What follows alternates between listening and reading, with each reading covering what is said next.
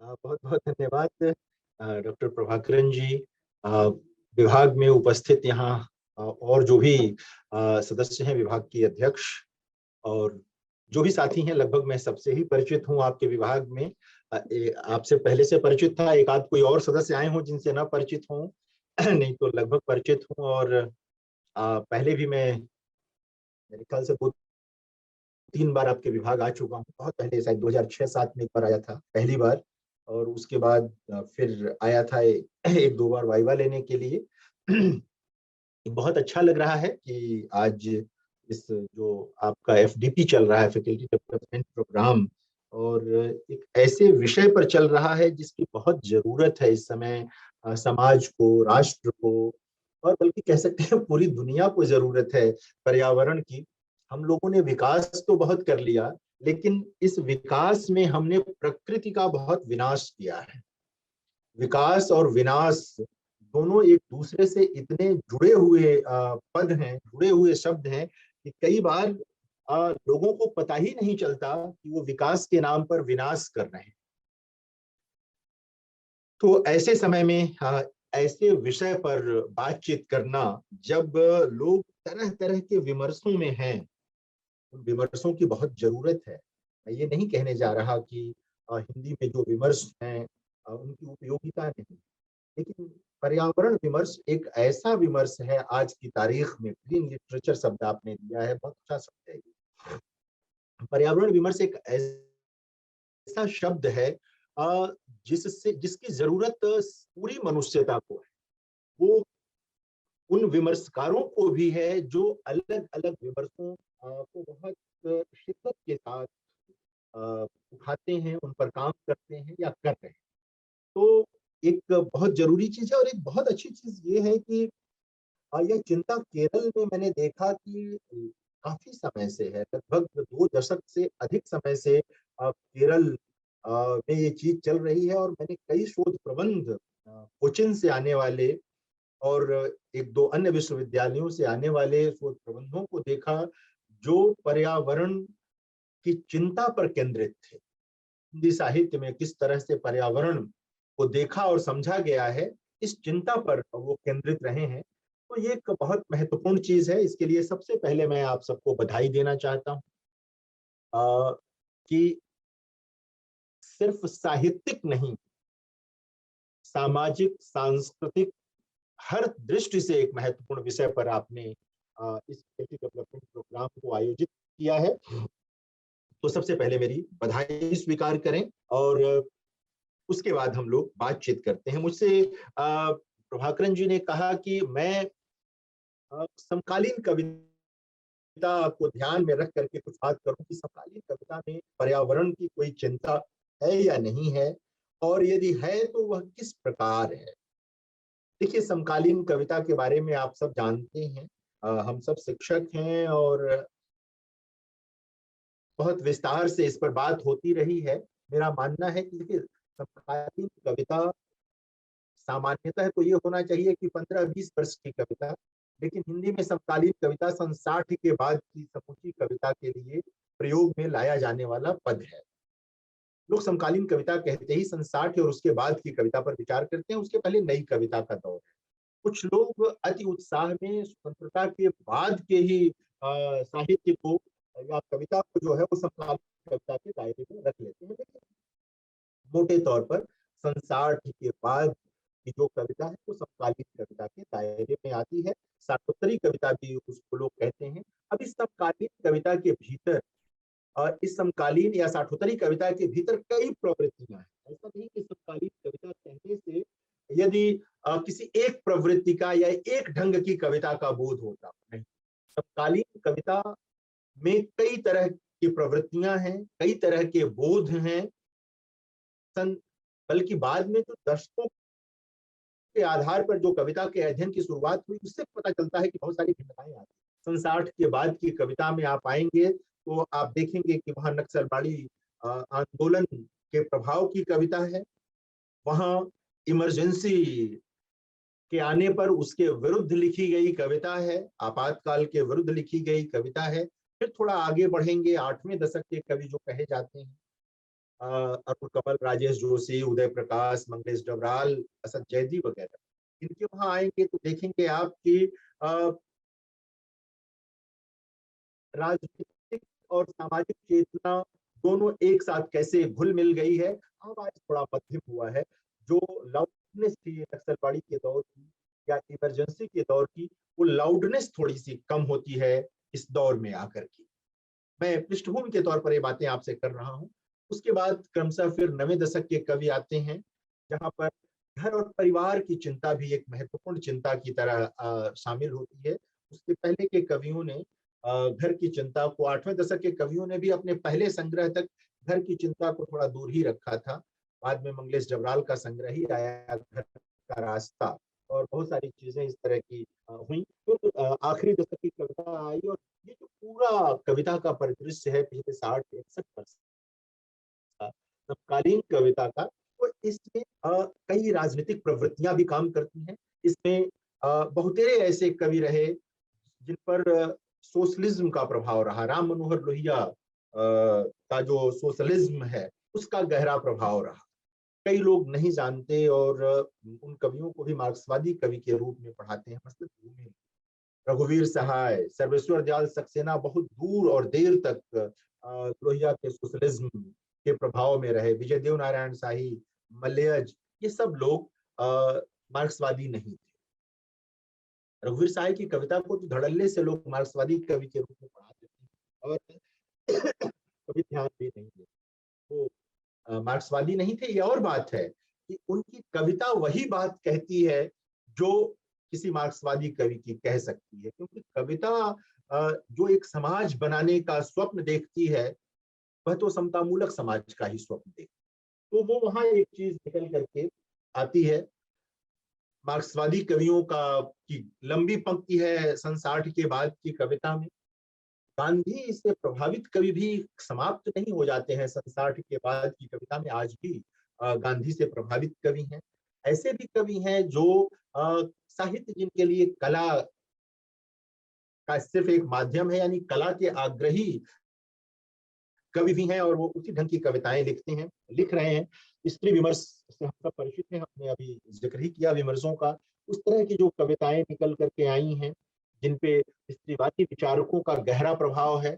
अम्बेडकरवादी यानी दलित साहित्य, आपने देखा दलित साहित्य, डॉक्टर अम्बेडकर की विचारधारा, फुले की विचारधारा, आदिवासी साहित्य आया है जिसमें बिरसा मुंडा और तमाम आदिवासी चिंतकों की चिंताएं शामिल हैं उसमें। तो ये अब पिछड़ा विमर्श भी आ गया है। तो ये तमाम चीजें हिंदी साहित्य में है। लेकिन इन सब के बीच जो चीज बहुत कम हो गई समकालीन कविता में, वो ये थी कि पर्यावरण की चिंता बहुत कम हो गई। कवियों ने कविताएं लिखी, घनघोर राजनीतिक कविताएं लिखी, बहुत अच्छी बात है। राजनीति तो है ही, समाज में है, उसके बिना काम नहीं चल सकता। तमाम सांस्कृतिक प्रश्नों को लेकर कविताएं लिखी। जो सामाजिक व्यवस्था है उसको लेकर हमारे कवियों ने बहुतेरी कविताएं लिखी, संग्रह के संग्रह हैं। लेकिन अ, बड़े से बड़े कवि के वहां भी आप देखेंगे कि बहुत कम कविताएं हैं जो नदियों पर केंद्रित हों, जो नदियों के एक तरह से समाप्त होने या नदियों के सूखने या प्रदूषित होने की समस्या पर कविताएं। ऐसी बहुत कम कविताएं हैं हमारे पास जो जंगलों के विनाश की ओर इशारा करती हूँ कि जंगलों को विनष्ट किया जा रहा है और समाप्त किया जा रहा है। तो मैं ये कह रहा था कि बहुत कम कविताएं हैं जो इन चिंताओं पर केंद्रित, जंगलों के विनाश पर केंद्रित हैं। नदियों का जिक्र मैंने कहा, और पर्वतों पर जो तमाम तरह की आपदाएं विपदाएं आ रही हैं, उनको लेकर बहुत कम कविताएं। कभी अचानक जब पता चला कि केदारनाथ में या बहुत जगहों पर कुछ चीजें हुई, बहुतेरी बहुत सारी विपदाएं आई, बहुत सारी चीजें आई, तो अचानक लोगों को लगा कि अरे हमने तो इस पर विचार ही नहीं किया। पहाड़ खिसकने को लेकर तमाम जगहों पर जो पहाड़ खिसके, पहाड़ के जंगलों में जो आग लगी, चारों तरफ जो विपदाएं आई, इस ओर कवियों का ध्यान बहुत कम। बहुत पहले कुछ उपन्यासकारों ने अलग अलग समयों पर इस तरह की कृतियां लिखी थी। कुछ कवियों ने भी इस तरह की कृतियां लिखी थी। भगवती चरण वर्मा की एक बहुत महत्वपूर्ण उपन्यास है सामर्थ्य और सीमा, कभी पढ़ना चाहिए उसको। उपन्यास तो कई है इस तरह के, रामदरस मिश्र का जल टूटता हुआ, पानी के प्राचीर, और भी बहुत सारी कृतियों में आपको इस तरह के चीजें मिलेंगी। पुराने कवियों के वहाँ आप पुराने माने मतलब वरिष्ठ कवियों के वहाँ, जो जिनमें से अब बहुतेरे नहीं है, नदी की चिंताओं पर कविता है। हम लोगों का ये जो समय है पूरा का, इसमें भी नदी, जंगल, समुद्र को लेकर कविताएं हैं, लेकिन उसमें कई बार उसके सौंदर्य की कविताएं, हालांकि हम उसको भी ये मान लेते हैं, यदि आप नदी के सौंदर्य की कविता लिखते हैं, आप पहाड़ के सौंदर्य की कविता लिखते हैं, तो कहीं ना कहीं अपने पाठक के मन में, उसकी चेतना में पहाड़, नदी, वृक्षों के प्रति प्रेम पैदा करने की कोशिश करते हैं। यह एक महत्वपूर्ण चीज है। लेकिन इसके साथ साथ यदि तमाम जो प्रदूषण है, तमाम तरह की जो विपदाएं हैं प्रकृति के संबंध में, उनको लेकर यदि आप कुछ लिखते हैं तो ज्यादा महत्वपूर्ण बनती है। ये अच्छा है कि कम ही कम सही, लेकिन है। बहुत हमारे पुराने कवि हुए, आप सब जानते हैं, सब साहित्य के विद्यार्थी हैं। हिंदी के लोग विशेष रूप से जानते होंगे, इसमें शायद मलयालम के साथी भी हैं इसमें कुछ लोग। तो इसमें जो है, रहीमन पानी राखिए बिन पानी सब सोन, पानी गए न उबरे मोती मानुष चून। इतना महान दोहा है यह। इसका एक सामाजिक संदर्भ भी है, इसका एक सांस्कृतिक संदर्भ भी है, और अगर आप देखें तो पर्यावरण की दृष्टि से भी इसका एक बड़ा संदर्भ है। पानी गए न उबरे मोती मानुष चून, ये 3 संदर्भ लिए उन्होंने। लेकिन इसके अलावा भी पानी के बिना कुछ भी संभव नहीं है, जल ही जीवन है। हमारे बहुत सारे जो आदिवासी विमर्श का तो पूरा है, जल, जंगल, जमीन का नारा ही है उनका पूरा का पूरा। तो मैं ये कहना चाहता था आप सबसे कि हिंदी में इसकी चिंता, इसको कहने में मुझे कोई संकोच नहीं है कि समकालीन हिंदी कविता में पर्यावरण की चिंता उस स्तर पर नहीं है जिस स्तर पर होनी चाहिए थी। और यह सुखद है कि आपके प्रांत में यानी केरल में यह चिंता सर्वाधिक देखी और पाई गई। और आप लोगों के कारण अब मैं देख रहा हूं कि पिछले दिनों बंगाल में भी एक चर्चा इस तरह की थी जिसमें मुझे शामिल होना था। तो ये मुझे बहुत अच्छा लगा कि इस तरह की जो चर्चा है जो आपके केरल से हुई है, और वो पूरे देश में फैल रही है सुगंध की तरह, एक बहुत महत्वपूर्ण चीज है। इसको देखना चाहिए। कभी बड़े बड़े जो बांध बने हैं उनको लेकर हम सब जानते हैं, मेधा पाटेकर के आंदोलन से हम सब लोग परिचित हैं। हम सब लोग उत्तराखंड जो है वहां पर एक पूरे नगर के डूबने की कथा से परिचित हैं। उधर की तरफ मध्य प्रदेश में भी हमने इस तरह एक पूरे नगर के डूबने की अ, दास्तान देखी और सुनी है। ये सारी चीजें हैं, ये विकास के नाम पर होने वाली चीजें हैं। विकास बहुत जरूरी है। कभी सोचना चाहिए कि ये विकास है या विनाश। हम प्रगति के किस पायदान पर चढ़ना चाहते हैं और किन शर्तों पर चढ़ना चाहते हैं, हमें क्या हासिल करना है, ये विचार बहुत महत्वपूर्ण है, जो राजनीतिज्ञों को भी करना है और हम सबको करना है।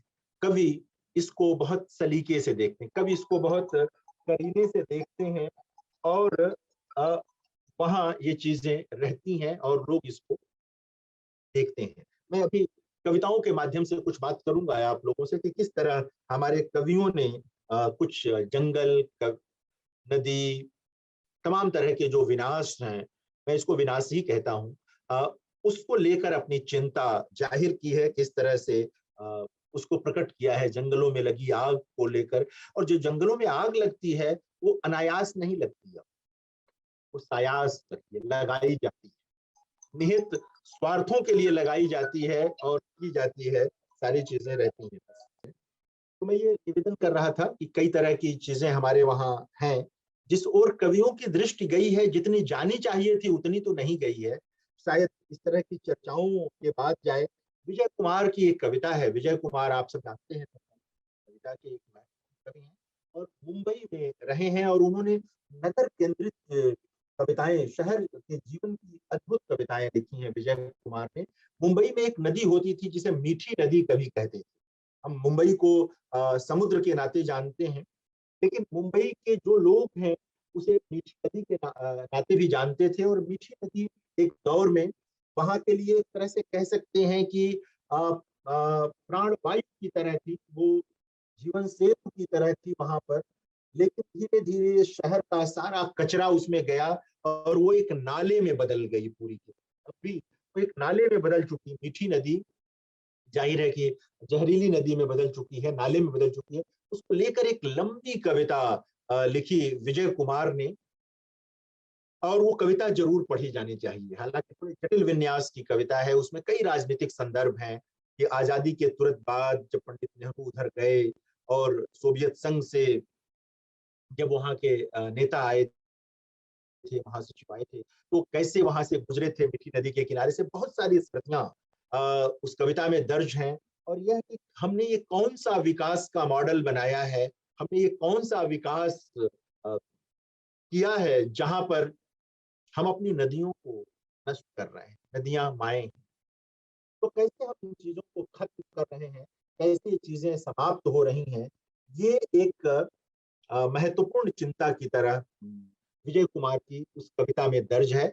8वें दशक के कवि के रूप में, आलोचक के रूप में विजय कुमार को लोग जानते हैं। बहुत सारे लोग तो उनको आलोचक ही के रूप में जानते हैं, लेकिन वो एक बहुत महत्वपूर्ण कवि भी हैं। रात पाली नाम का उनका आखिरी संग्रह था अब तक का जो प्रकाशित है, और बहुत महत्वपूर्ण कविताएं उसमें हैं। तो एक पर्यावरण की दृष्टि से जब भी मैं विचार करता हूँ, मुझे वो मीठी नदी एक शोक गीत की तरह दिखाई देती है। वो एक शोक गीत है। नदियों की मृत्यु भी अ, मनुष्य की मृत्यु से कम त्रासद नहीं होती। नदियों की मृत्यु से एक पूरा समाज पंगु हो जाता है। व्यक्ति की मृत्यु से कई बार एक परिवार पंगु होता है। कुछ लोग उससे प्रभावित होते हैं, कुछ बहुत महान लोगों की बात छोड़ देते हैं, लेकिन अगर कोई नदी मर जाती है तो एक उसके इर्द गिर्द एक पूरा समाज एक तरह से मर जाता है, या उस समाज के मरने की सूचना देता है किसी नदी का मरना, किसी नदी का सूखना, और किसी नदी का प्रदूषित हो जाना निहित स्वार्थों के लिए। आप में से कम लोगों को शायद पता होगा कि नैनीताल नाम की जो जगह है, जो तालाबों के लिए जानी जाती है, झीलों के लिए जानी जाती है, और जहाँ के झील के का पानी ही जो है वो वहां पर जीवन संचालित करता है, वहां पर भी वो झील और तमाम पानी प्रदूषित होने लगा है। लोग अगल बगल दूर दूर घर बनाने लगे। अ, ये जो पर्यटन है, इस पर्यटन के बहुत सारे सकारात्मक पक्ष हैं, लेकिन इस पर्यटन के नाते यह भी हुआ है कि जो तमाम सैलानी आते हैं वो उस तरह का आचरण नहीं कर पाते नदियों के साथ, झीलों के साथ, पहाड़ों के साथ, समुद्रों के साथ, जैसा कि उन्हें करना चाहिए। वो अपने शौक पूरा करके चले जाते हैं। नदियां धीरे धीरे एक तरह से नदियों को, इन जगहों को स्लो पॉइजन मिलता रहता है, धीमा जहर मिलता रहता है इनको, और ये जगहें इसी तरह से खत्म हो जाती हैं, समाप्त हो जाती हैं। तो ये एक महत्वपूर्ण चीज है जिसको रेखांकित किया जाना चाहिए कि कैसे हम चीजों को देखें। अगर हम नदियों के मरने को समाज के मरने की तरह देखें, अगर हम पहाड़ों पर लगे जंगल को इस रूप में महसूस करेंगे कि जैसे हमारे इर्द गिर्द हमारे अपने जीवन में ही कुछ नष्ट हो रहा है, तहस नहस हो रहा है, तो शायद हम अधिक सचेत। हम समुद्रों के आस पास जो प्रदूषण है उसको अगर देखें और महसूस करें तो शायद बात बनेगी। जैसे विजय कुमार की कविता बहुत संवेदनशीलता के साथ, बहुत विवेक के साथ कई सवाल हमारे सामने छोड़ती है। वो लंबी कविता है, तो वो एक कविता जरूर आप सब जितने भी साथी आज हैं, आप सबसे चाहूंगा कि पर्यावरण की चिंता पर, ग्रीन लिटरेचर पर यह एफडीपी है, तो आप उसको जरूर देखें। और देखें, आप देखिए ना कि पर्यावरण की चिंता न करने का यह नतीजा है कि पहले हम लोग कहीं भी पानी पी लेते थे, इधर से भी गुजरे, पानी पी लिया, किसी नल का हो, किसी कुएं का हो, लेकिन अब हम नहीं पी पाते हैं। हम बने, कोई भी नहीं पी पाता, मजबूरी हो तो अलग मसला है। नहीं तो प्रदूषण इस कदर धरती के भीतर भी समा गया है कि बहुत नीचे जाने पर जो स्तर पर पानी मिलता है वह पानी पीने लायक है। तो तटीय इलाके हैं, वहां की मुश्किलें तो और भी ज्यादा है। तो किस तरह से हमने प्रकृति से स्वाभाविक रूप से मिलने वाली चीज जो पानी है, उस पानी को भी नहीं छोड़ा और अब पानी का व्यापार होने लगा। पानी बोतल बंद पानी मिलने लगा और बोतल बंद पानी पीने की शुरुआत हो गई। हर जगह बोतल बंद पानी, ये चीज है। ये पर्यावरण की चिंता न करने के कारण हुआ है। विकास और विनाश के बीच जो बारीक अंतर है, उस अंतर को न महसूसने के कारण यह हुआ है। इसको कहीं ना कहीं देखने और जानने की जरूरत थी, महसूसने की जरूरत थी, जो लोगों ने नहीं की। जैसा मैंने कहा, उपन्यासों में तो बहुत सारे प्रश्न आए हैं। हम चूंकि कविताओं पर ही बात करेंगे और कविताओं को लेकर के ही बहुत सारी चीजें आगे बढ़ेंगे हम लोग और करेंगे। तो ये सब चीजें रहेंगी। मैं बताऊं आपको, कुछ कविताएं रखना चाहता हूं और करना चाहता हूं बाद में। तो करना चाहता हूं और सारी चीजें हैं इस तरह। केदारनाथ सिंह के पास कई ऐसी कविताएं हैं जो बड़े कवि, ज्ञानपीठ पुरस्कृत कवि, आप सब जानते हैं उनसे, इसलिए मैंने उनका नाम लिया। केदारनाथ सिंह के वहाँ ऐसी बहुत सारी कविताएं हैं जिनमें पर्यावरण की चिंता किसी न किसी रूप में जरूर अभिव्यक्त हुई है। कई बार कुछ अलग विषयों पर लिखी गई कविता के भीतर भी पर्यावरण की चिंता केदारनाथ सिंह के वहां आई। तुलनात्मक अंतर भी है कि पहले नदी कैसी थी, अब नदी कैसी हो गई, और ऐसी क्यों हो गई, यह सवाल भी उन कविताओं में। चिड़ियों के पलायन को लेकर कविता है केदारनाथ सिंह के वहां, और जाहिर है कि चिड़ियों का पलायन सीधे ग्रीन लिटरेचर से जुड़ा हुआ मसला है, सीधे पर्यावरण से जुड़ा हुआ मसला है। ये चिड़ियों का पलायन कर जाना, महानगरों में तो बहुत मुश्किल है अब चिड़ियों को देख पाना। आपको याद होगा कुछ वर्ष पहले ये लगातार बहस हो रही थी कि गौरैये अब कहीं नहीं, गौरैयों का एकाएक महानगरों से समाप्त हो जाना, खाली हो जाना, खाली हो जाना एक बड़ी समस्या थी, बड़ी चिंता की चीज थी, लेकिन वो खत्म हो गई। गौरैये अब यदा कदा गांव में तो दिखते हैं, शायद कोचिन के आसपास दिखते हो बाग बगीचों में, और आपके शहरों में, ये सौभाग्य की बात है। लेकिन ये सच्चाई है। बीच के दिनों में बहुत दुखद प्रसंग आया, अभी जब लॉकडाउन का, कोरोना में पिछले वर्ष, उस समय जब शहर में लोग नहीं निकल रहे थे, एकाएक दिल्ली का आसमान बिल्कुल साफ, पक्षी एकदम लोगों की छत पर आने लगे थे। उनको लग रहा था कि अब कोई खतरा नहीं है किसी तरह का। मतलब कहते हैं कि पर्यावरण की दृष्टि से वह समय इतना सुंदर सुंदर हो गया था कि आप उसका वर्णन करते करते थक जाएंगे। इतने दृश्य थे, इतने तरह के दृश्य, प्रकृति के सौंदर्य के मामले में, सुख के मामले में, वो फिर खत्म हो गए। वो फिर दोबारा, इस समय दिल्ली में पराली की जो गंध है और तमाम, उससे मौसम एकदम लगता है कोहरा छाया हुआ है दिल्ली में।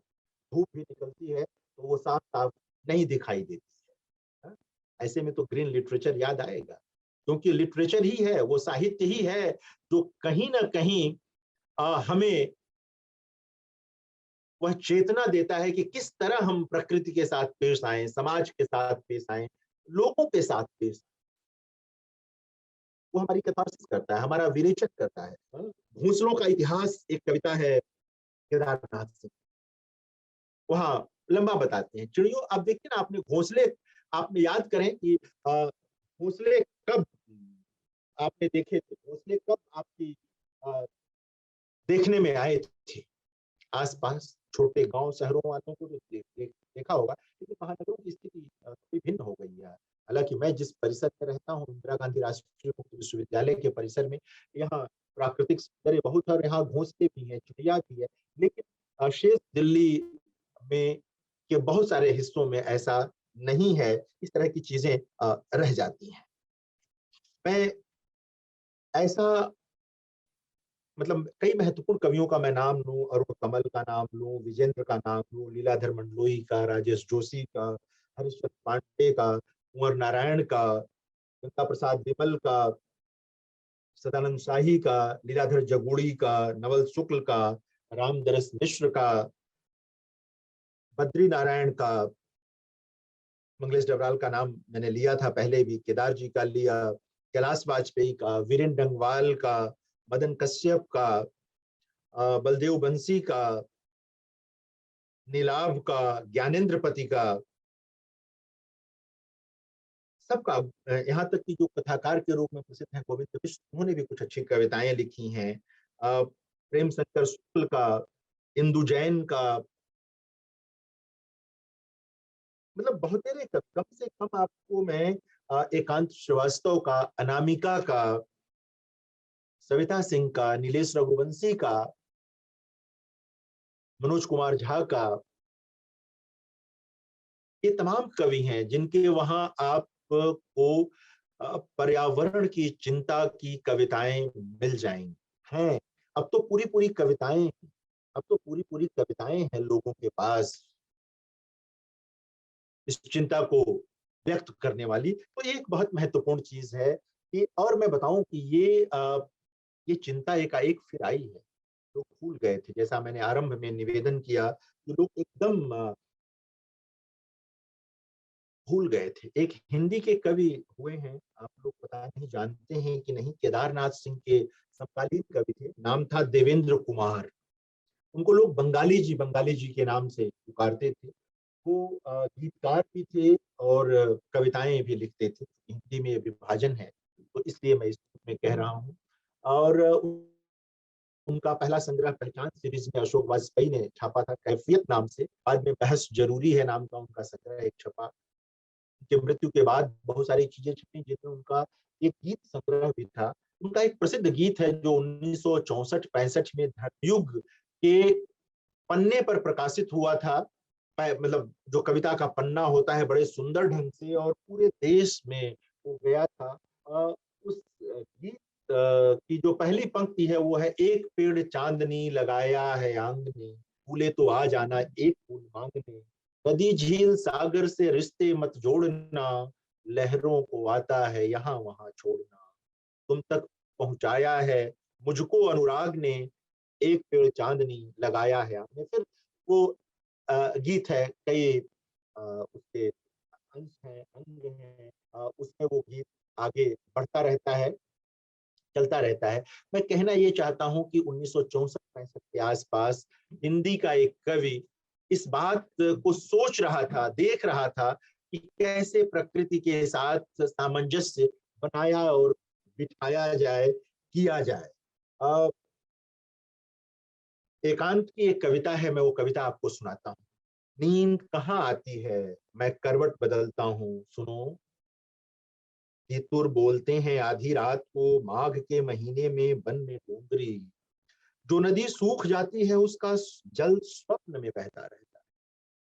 पंक्तियां देखिए, जो नदी, अभी मैं मीठी नदी का जिक्र कर रहा था आप सूर्य कुमार की कविता का, जो नदी सूख जाती है उसका जल स्वप्न में बहता रहता है, जो वृक्ष जल जाते हैं उनके फूल महकते रहते हैं इस ऋतुओं में, हवा बहती हुई ठिठकती है यहाँ, तीतुर बोलते हुए सहसा हो जाते हैं चुप, सावन में सामा फूलता है, भादों में कांसी, वह कौन ऋतु होगी जिसमें फूलेगा अरण्य इस उजाड़ जीवन का।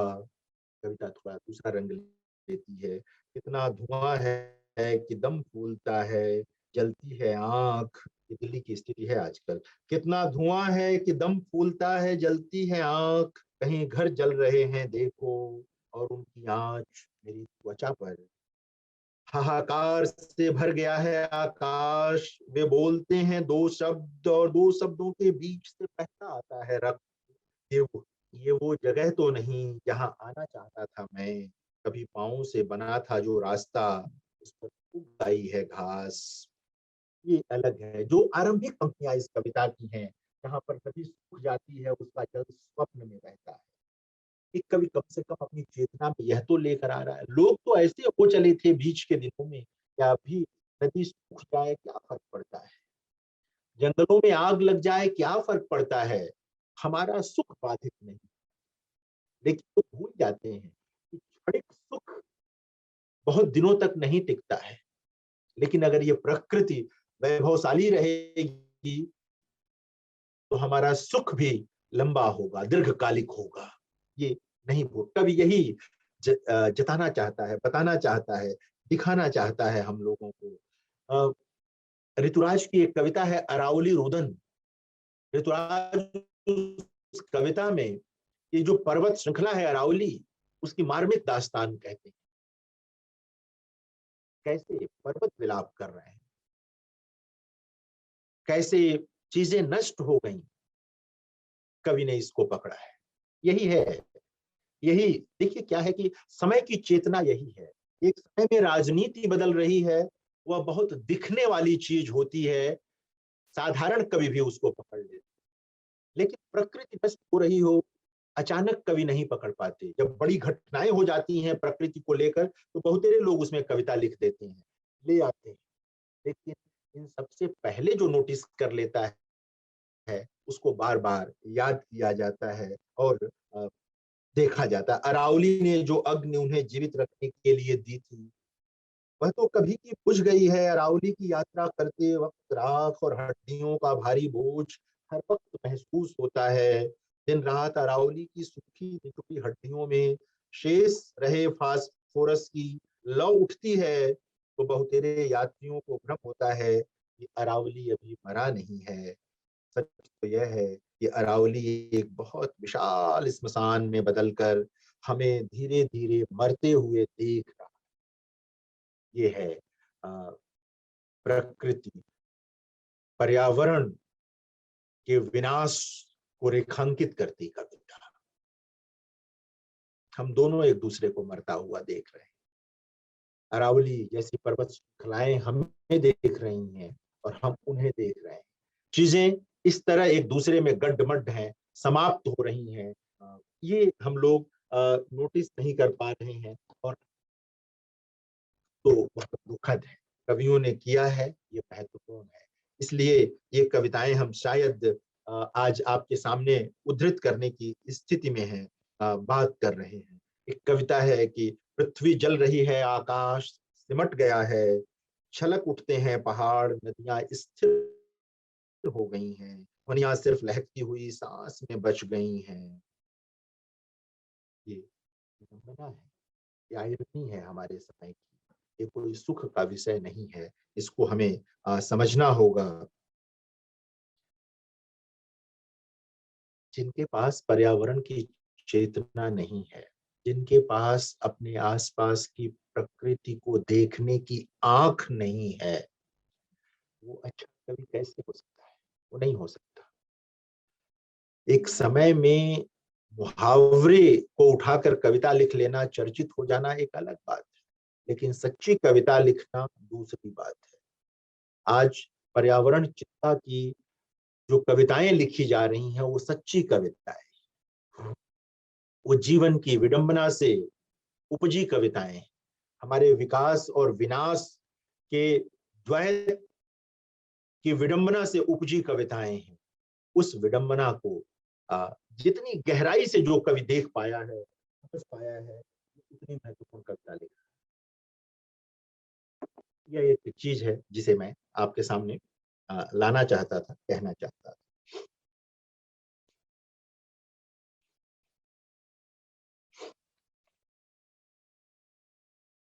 हरिश्चंद्र पांडे की भी एक कविता है कि एक नदी सूख गई,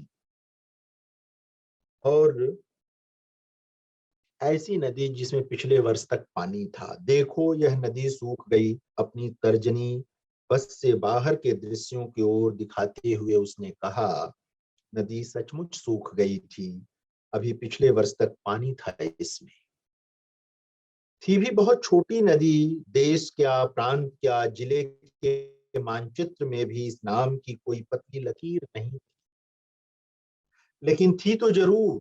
आगे चलकर एक बड़ी नदी की सहायक नदी से मिल जाती रही थी। वहां पर लग जाता रहा 150 लोगों का मेला, जैसी स्थानीय थी इसके सूख जाने का असर भी स्थानीय है। अभी किसी बड़ी चीज से इसके सूखने को जोड़ेंगे तो हंसेंगे लोग। अभी अभी तो ये फूले गुब्बारे के बाहर रखी एक सुई है,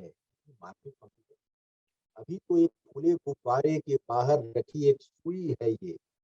अभी देख पा रहा है केवल एक पुल, जो बहुत बड़ा धोखा खा गए इंसान की तरह खड़ा है आबाद। यानी कि ये सब कुछ जो विकास के नाम पर है, एक फूले हुए गुब्बारे की तरह है। और एक छोटी सी सूख गई नदी भी कोई की तरह है, जो किसी ने उस बारे में चुके। वो मीठी नदी हो, हरिश्चंद्र पांडे की नदी हो, वो आपकी नदी हो, वो मेरी नदी हो। हाँ, मेरे गांव के किनारे भी एक नदी है, गोरा नदी, जिस पर मेरी एक लंबी कविता है, उस पर कोई जिक्र नहीं करूंगा, बस सूचनार्थ। ये सारी चीजें हैं, कैसे ये धीरे धीरे चीजें नष्ट होती चली जा रही। ये आ, आप एक जगह से गुजरते हैं, याद करते हैं कि यहाँ एक बागीचा होता था, और अब वहां सिर्फ खेत है। वहां ट्रैक्टर चलता हुआ आपको दिखता है, बागीचा खत्म हो। 20 साल, 25 साल, 50 साल वो बागीचा रहा, आपके पूर्वज लगा गए थे। आपने पेड़ों को बेच दिया, उनसे पैसा ले लिया, और उस जगह पर खेत। यह यह जो सुख है पैसे का, जो पर्यावरण की चेतना पर, जीवन की चेतना पर, समाज की चेतना पर भारी पड़ रहा है, उस ओर देखना जरूरी है।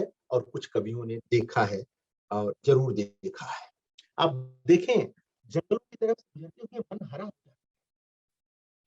जंगल में ठीक है कि उसका एक भय भी है, लेकिन उधर से गुजरिए, मन में हरियाली आ जाती है, उदास मन भी प्रसन्न हो जाता है। समुद्र के किनारे जाए, उसकी जो लहरें उठती हैं, वो मन में भी तरंग पैदा करती है, स्वच्छता का, जल का, जीवन का पैदा करती है।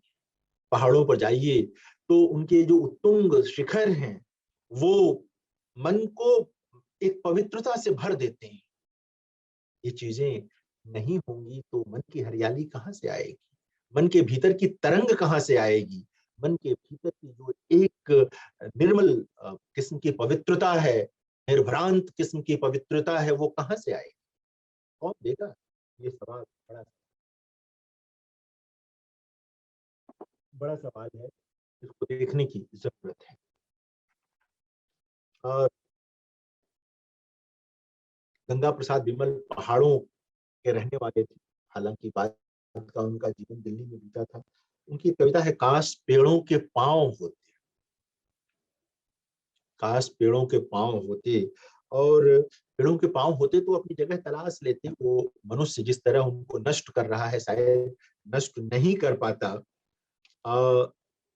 दरअसल मनुष्यों की दिक्कत यह है कि वो प्रकृति का रहस्य समझ नहीं पाते।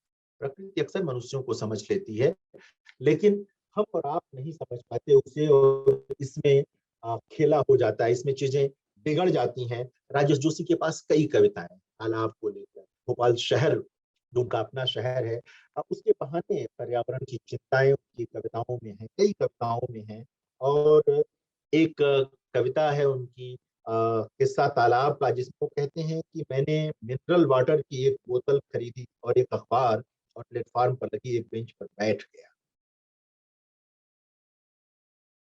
और इसके साथ साथ फिर वो कई जिक्र उसमें आता है, मिनरल वाटर विडंबना से देखी, अखबार, वो भी पेड़ पौधों कागज के बनने की जो पूरी प्रक्रिया है, हम सब जानते हैं। इसलिए आजकल चेतना जगी है कि जितना कम से कम कागज खर्च किया जाए, वो बहुत महत्वपूर्ण होगा, वो बहुत काम का होगा। ये सारी चीजें, वह फकत पानी नहीं था कि जिसे पी पी कर किसी को कोस देता, उससे मुंह धोना संभव था, न कुल्ला करना वह खरीदा हुआ था, और महंगा भी। उसका हर घूंट हलक से उतरते हुए एक सिक्के की तरह बचता था। एक उसका जो दूसरा पहलू है कविता, वह भी लेकर सामने आती है। जाहिर है कि कोई भी बड़ी कविता इकहरी नहीं होती है, वो कई चीजों को संस्पर्श करती हुई आगे बढ़ती है। उसकी प्राण वस्तु में कई किस्म के रसायन घुले होते हैं एक कविता में, तो इस कविता में वो सारी चीजें हैं। हाँ? इस विडंबना की पहचान बड़ी है। अ, और और मैं बराबर निवेदन करता हूँ लोगों से कि कोई बड़ा वही होता है जो अपने समय की विडंबनाओं की तीक्ष्ण पहचान करता है, गहराई में उतरता है। जो नहीं उतर पाता वो अपने समय का प्रतिनिधि कवि नहीं होता। मैं नहीं जानता कि आपकी तरफ क्या हुआ, लेकिन उत्तर भारत में कुएं सूख गए। जिन कुओं पर मेरे अपने बचपन तक हम जाया करते थे, उसके जगत पर बैठ करके पानी निकालते थे, बाहर नहाते थे, वो कुएं अब सूख गए। उसमें घास है या गांव भर की गंदगी उसमें गिरा दी गई। हैंड पाइप आ गया, नलका आ गया, लोग उससे पानी पीने लगे।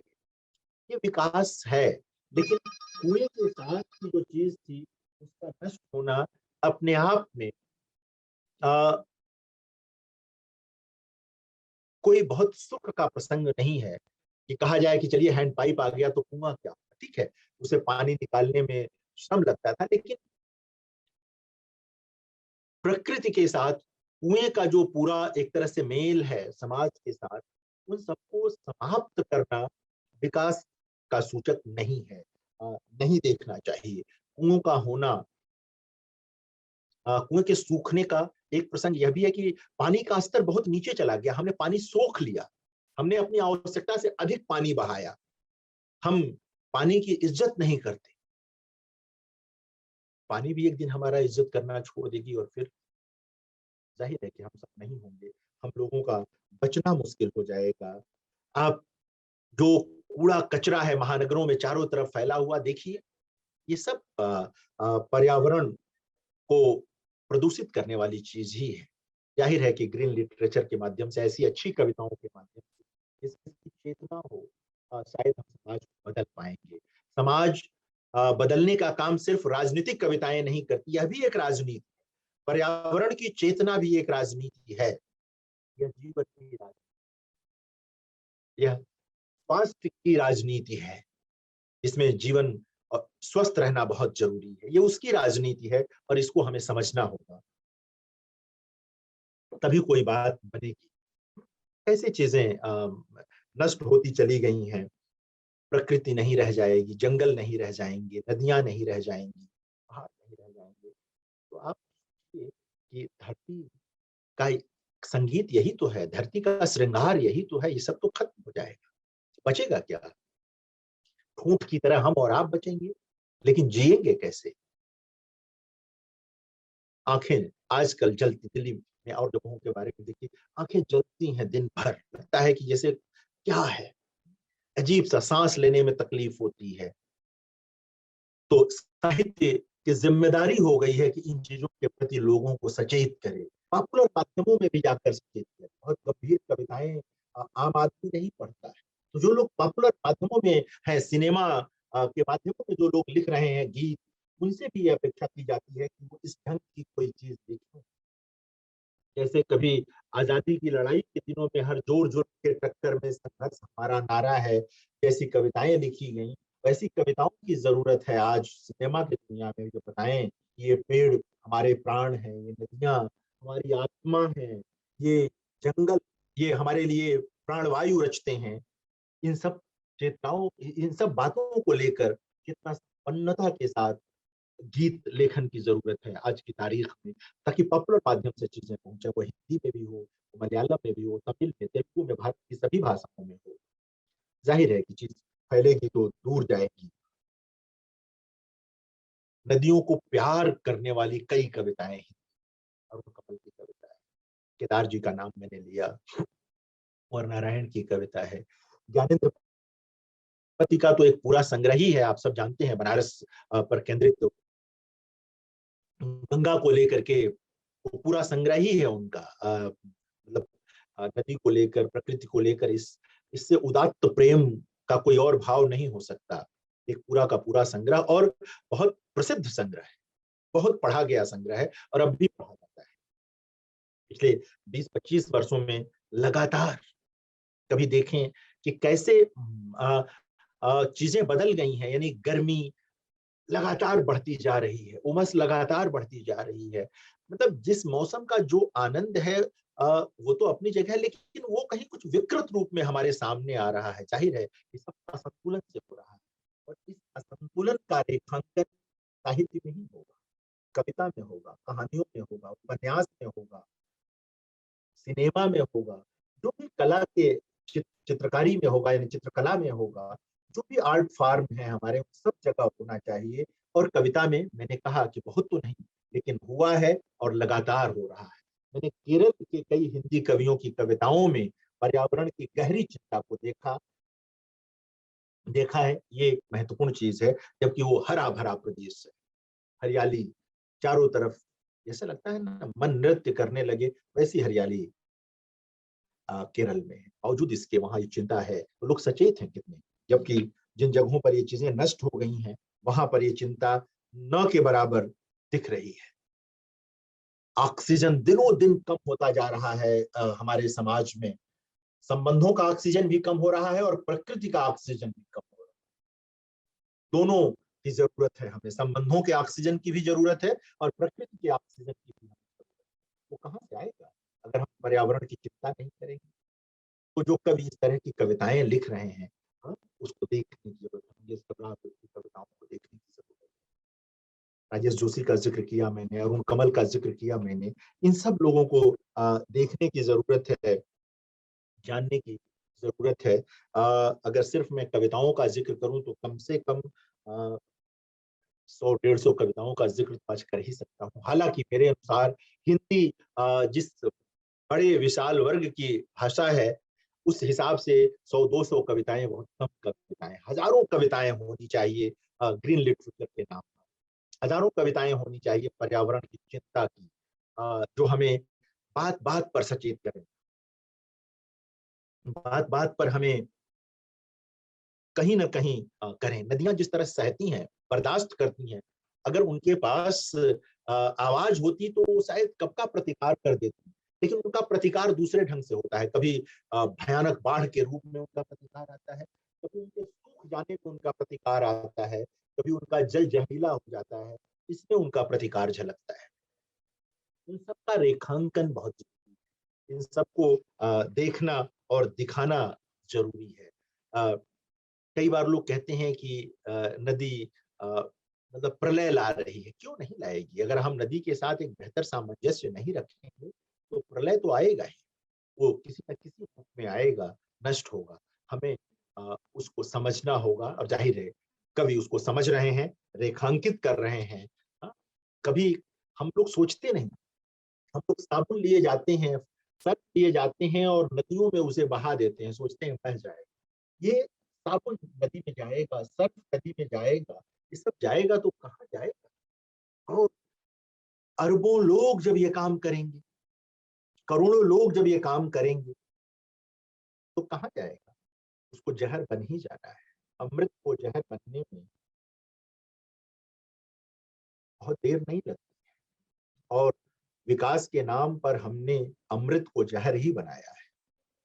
कुछ विकास जरूरी होते हैं, होना ही चाहिए, लेकिन कुछ विकास पर हमें ठहर कर सोचने की जरूरत होती है कि वो विकास किस तरह हो ताकि हम लोग भी सकुशल रहें, जी सकें, मशीन होकर के न रह जाए। ये तमाम चीजें हैं, तमाम बातें हैं। मुझे लगता है कि अब समापन का भी समय हो रहा है। कुछ बातें हम कहा था, क्या नाम है, प्रभाकरन जी ने, कि मैं कविता के बहाने कहूँ, आप यमुना नदी को किस में याद करते हैं? जैसे यमुना का जिक्र आता है तो आपको सूरदास याद आती, भक्त कृष्ण की लीलाएं याद आती हैं। लेकिन आज यमुना की स्थिति क्या है कि आप यमुना में नहा नहीं सकते, आप यमुना का पानी सीधे सीधे पी नहीं सकते। ये स्थिति हो गई है। एक हमारा महाकवि यमुना के सौंदर्य का वर्णन करता है, उसके जल की पवित्रता की बात करता है, और हम उसमें खो जाते हैं, महाकवि सूरदास। और दूसरी ओर आज हमने उसी यमुना को कहां पहुंचा दिया है? नए कवियों ने यमुना के इस नए रूप पर ही कविताएं, और इसका दोष जाहिर है कि हम सब पर आता है, हम सब इसके दोषी हैं। तो बहुत अच्छा लगा आप लोगों से इस पर बात करके। मैं बराबर कहता हूँ लोगों से कि आंख का पानी बचाइए और धरती का। आंख का पानी भी जरूरी है और धरती का पानी भी जरूरी है। इनमें से कोई भी एक चीज अगर अनुपस्थित हो जाएगी तो जीवन दूभर हो जाएगा। ये इसीलिए मैं कह रहा था कि संबंधों का और प्रकृति दोनों के ऑक्सीजन की जरूरत है। वही आंख का पानी भी वही रूपक है। उसी रूप में वो चीज हमारे पास आती है। जिस तरह हम अपने सांसों की चिंता करते हैं, जिस तरह हम अपने जीवन की चिंता करते हैं, उसी तरह हमें नदियों, पहाड़ों और जंगलों के सांसों की चिंता करनी होगी, और कवि कर रहे हैं। हिंदी कविता में ऐसी उल्लेखनीय कविताएं तो हैं ही, जहां पर प्लास्टिक के उपयोग को लेकर प्रश्नांकन है, नदियों के सूखने का प्रश्नांकन है, नदियों के प्रदूषित होने का प्रश्नांकन है, नदियों की सुंदरता का भी वर्णन है, पहाड़ों पर लगे आग का वर्णन है, उसके पीछे की राजनीति का वर्णन है, उसके पीछे का जो पूंजीवादी तंत्र है उसका वर्णन है। इसी तरह समुद्र को लेकर के भी है। तो बहुत अच्छी कविताएं हिंदी में हैं, प्रकृति को समर्पित, पर्यावरण को समर्पित, जिन्हें आप ग्रीन लिटरेचर कह सकते हैं, उसके खाते में रख सकते हैं। ऐसी कविताएं हैं और ये सुख का विषय है, लेकिन इस मात्रा को गुणात्मक ढंग से पढ़ने की, पढ़ाने की जरूरत है। बहुत बहुत धन्यवाद।